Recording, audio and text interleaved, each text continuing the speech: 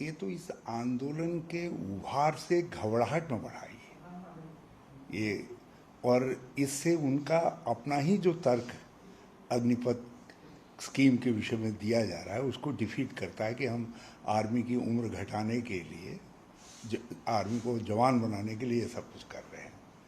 जब आप कोई गलत निर्णय लेते हैं, आपने बरसों से जो नौजवान बिल्कुल बेजार है कहीं काम मिले, उसके सब्र का बांध टूट गया जब आपने ये अग्निपथ वीर योजना प्रारंभ की। तो उसको लगा कि आर्मी के अंदर जिसमें 2 लाख से ज़्यादा पद रिक्त पड़े हुए हैं और जिसकी भर्ती की लोग तैयारी कर रहे थे, मैं तो गांव में इधर उधर जाते आते सड़कों पर नौजवानों को दौड़ते हुए, गांव में लोगों लड़कों को दौड़ते हुए तैयारी करते हुए देखता था।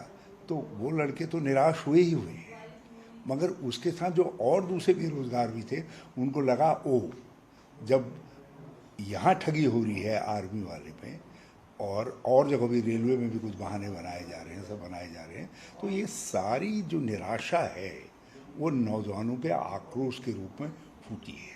सरकार को इसको समझना चाहिए और यदि इस आक्रोश को अंडर एस्टिमेट किया गया तो इसके दुष्परिणाम होंगे और वही सब जो ये वायलेंस है इसके पीछे कोई नहीं है। ये सरकार कोई कुछ भी कहे, इवन पॉलिटिकल सर्कल्स और सोशल सर्कल जो है वो तो जब नौजवान निकल पड़ा है तो तब नहीं तो एक कस्टमरी जो लोगों का वो होता है उसके तौर पर कोई बयान दे रहा हूँ लेकिन या ट्वीट कर रहे हूँ, मगर स्थिति की गंभीरता को नौजवानों ने खुद समझा है और वे समझ रहे हैं कि ये हमको ठगा जा रहा है। अब केवल आर्मी में भर्ती नौजवान ही सड़क पर नहीं है, बल्कि सारा वो नौजवान भी जो बरसों से नौकरी की तलाश में है और आशा लगाया था कुछ तो करेगी ये सरकार, उसको लग रहा है कुछ नहीं करेगी। ये खाली 2024 के लिए कुछ लीपापोती हो रही है और इस लीपापोती के बाद चीज़ें फिर वहीं आ जाएंगी और हमारी ज़िंदगी ऐसी गुजर जाएगी। वो सारा नौजवान सड़कों पर है। सर, सरकार किससे अभी जो राज्य जहाँ से बहुत संख्या में लोग जो है सेना के अंदर भर्ती होते हैं वहाँ पर भी जो लेते हैं? देखिए, उत्तराखंड का तो भावनात्मक रूप से भी उत्तराखंड अपने को बहुत गंभीर रूप से आहत महसूस कर रहा है। एक तो हमारे नौजवान जो तैयारी कर रहे थे बड़ी संख्या में, वो ये समझ रही है 4 साल और 4 साल बाद फिर वहीं पर फिर घूम करके सिफर, और वो ये समझ रहे हैं कि जो ये राज्य सरकारें कह रही हैं हम पैरा में भर्ती कर देंगे, पुलिस फोर्स में भर्ती कर देंगे, वो इसको भी जब इतने दिनों से नहीं कर रहे हैं।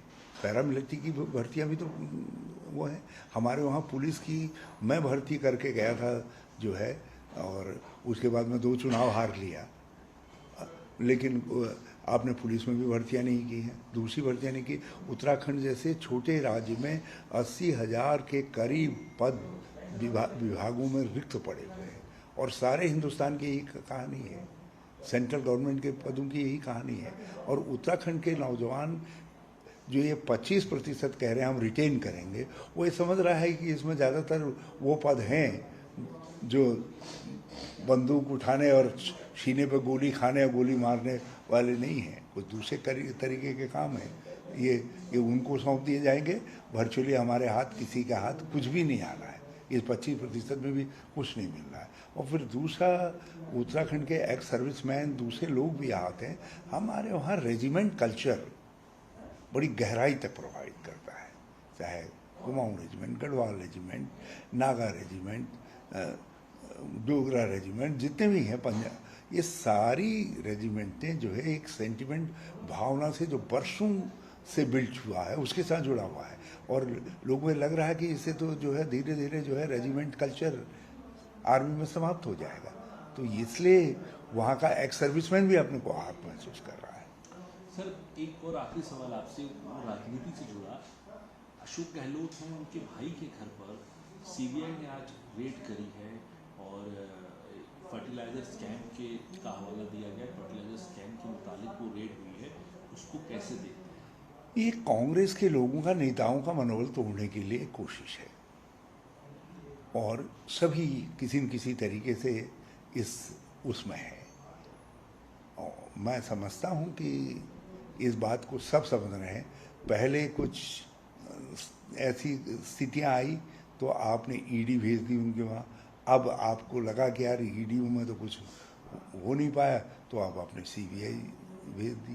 तो ये सब राजनीतिक डराव पैदा करने की टैक्टिक्स हैं, मगर इस मामले में कांग्रेस का व्यक्ति बिल्कुल डिटरमाइंड है। कांग्रेस जन इस समय लड़ेंगे, और चाहे कुछ भी सामने आए, चाहे ईडी आए, इनकम टैक्स आए, चाहे आईबी आए, चाहे सीबीआई आए, या पूरी सरकार ही हम टूट भी पड़े तो भी जो है लड़ेंगे।